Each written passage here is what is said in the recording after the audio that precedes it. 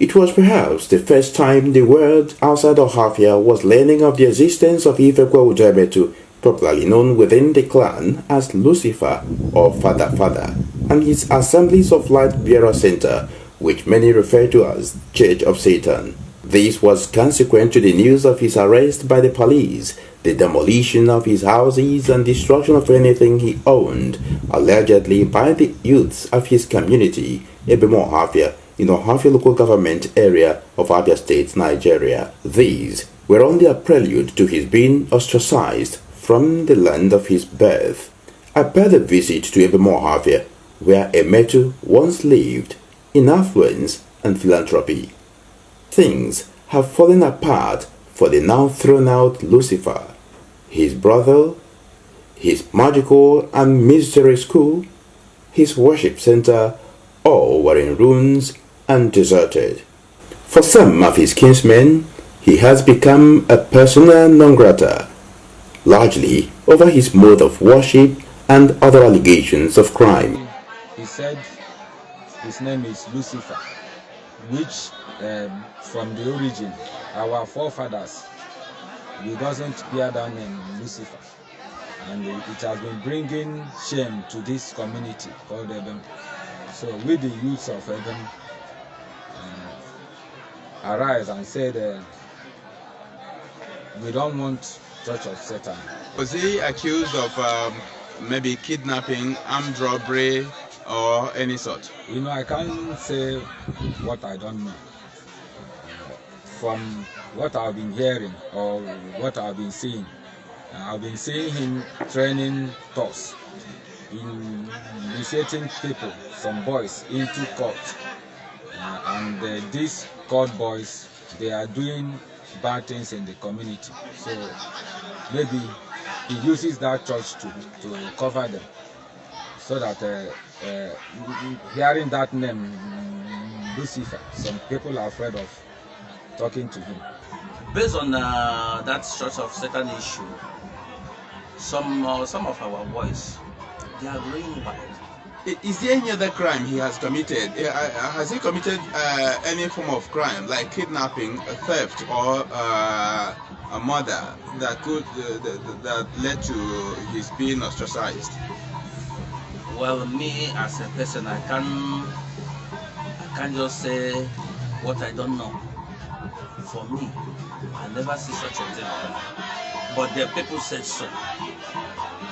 And based on that hearsay, he was ostracized? Not a matter of hearsay. Maybe some of them will say they have evidence. But me, as a person, since I never see anyone, but I know many bad boys in Ohafia, he have all of them. It's like he's accused of running a brothel where you see young girls, young females get into prostitutions and the young guys get into crime. He was also accused of running a church, and that church exceeds the level of a Christian dom, a church that people should worship a church, where we learned that some people worship there naked. And there are other young men who are also involved in nefarious and criminal activities who are under his tutelage. So these things are the issues that were raised by the communities, and his activities has continued to increase violence, has continued to increase criminality, has continued to bring insecurity in the community. And that's why the community takes legislative action to ostracize him for the community as our tradition demands.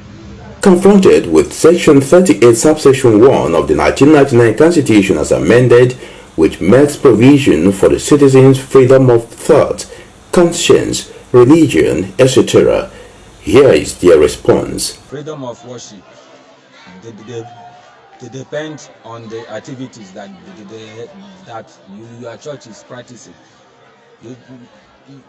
You can't say that you have freedom of worship maybe by getting certificate from the government. Maybe you will use this certificate to cover yourself, and you'll be doing other things that is not good at the back. The Nigerian Constitution allows freedom of worship. Yes, I know, but here We don't need such a thing. By that, don't you think you're going contrary to the provisions of the Constitution of Nigeria? Somehow, but this community doesn't need such a thing. The Constitution said everybody has a right to worship. A right of worship. But you know that we have a Christian doctrine. We have a Christian religion. We even in the churches preach on moral conduct. The churches preach on the way a Christian should live. And when you have such an institution, and your activities is far below from those things that have been put together by the Christendom or by the Christian community, it becomes a thing of a query. Because you know that the church is meant to build values. Church were to bring reasonable members of the society. But everybody must not be a Christian. Definitely. Mr. Fred Ekejika, the Transition Committee Chairman of Ohafia Local Government Area, was not available for comments when I visited his office. Also, the President General of Abia Ohafia, Barrister Anaga Kalu, was not available for comments as of the time I left Ekologo, the village square for the people of Ebem, where he was due to attend the meeting. But where is the man in the eye of the storm? His side of the story needs to be heard. Thus, he must be found. This was why I embarked on this journey. It takes great effort to find God, and it turns out even greater to find the Lucifer. In the past 3 months, I have taken great pains to fish out and locate Ifekwe Udemetu, the Luciferian priest who was ostracized in Ohafia. It was months of futile search for mobile contacts traceable to him. The one I was given in Ohafia never connected for even a second in months. 5 days after I had returned from Ohafia, my instinct said he could be found on Facebook. It was right. I found him there. I sent a note via messenger. It was on August 12. But I never got a response until October 10. The search was redirected and the Lucifer was found in Paradise. Paradise, at least by Nigerian standard, and Calabar, the Cross River State capital, it was. Seeing him walk into my hotel room where we had agreed to meet for a one-on-one interview soothed the pains of the long search.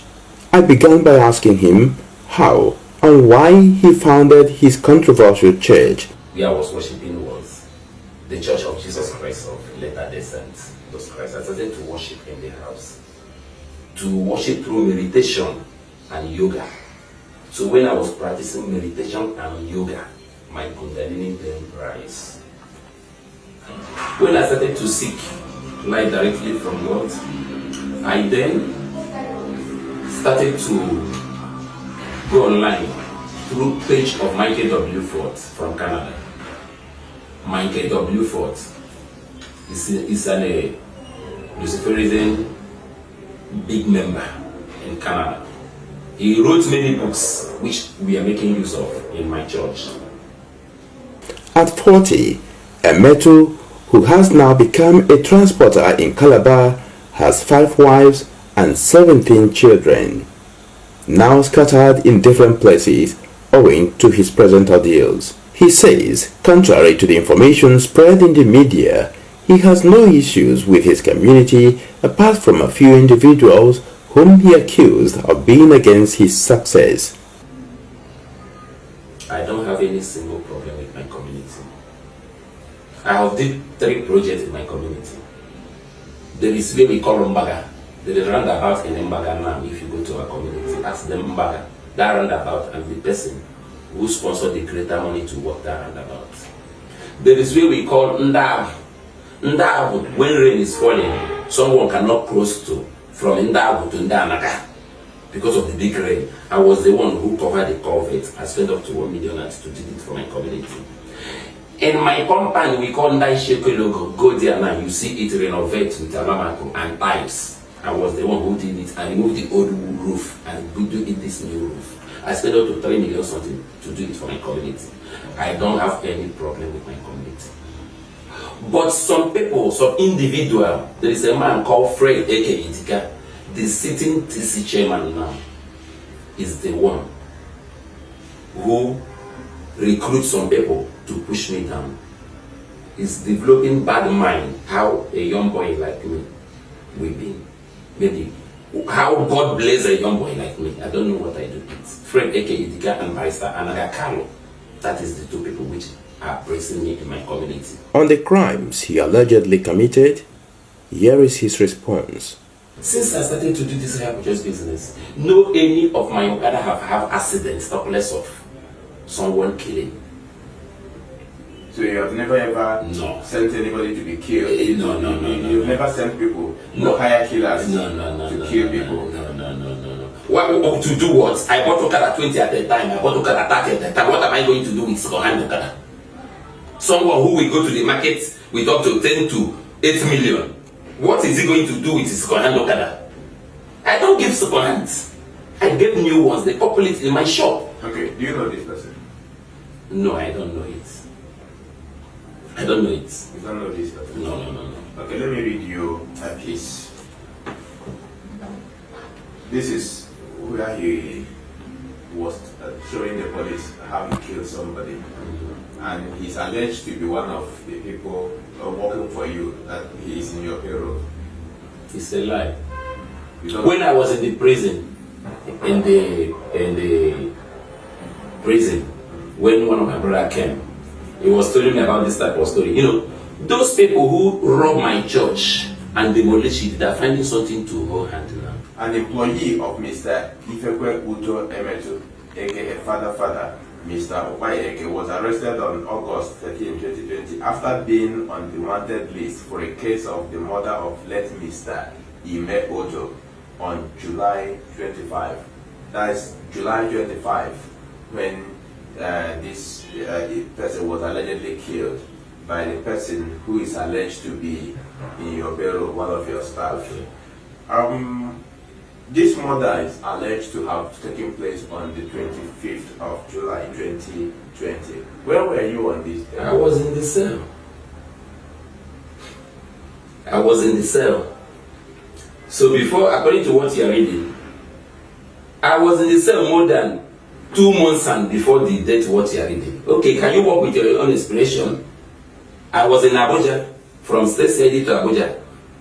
From Abuja to State CID before I go to the prison. Am I there to know him or to sense? Can you see what is happening? Those peoples, Fred Eke Itika, Barrister Anaga Carlo, they are looking for what they will put as evidence for the police. But Almighty God cannot accept that, because God don't do it.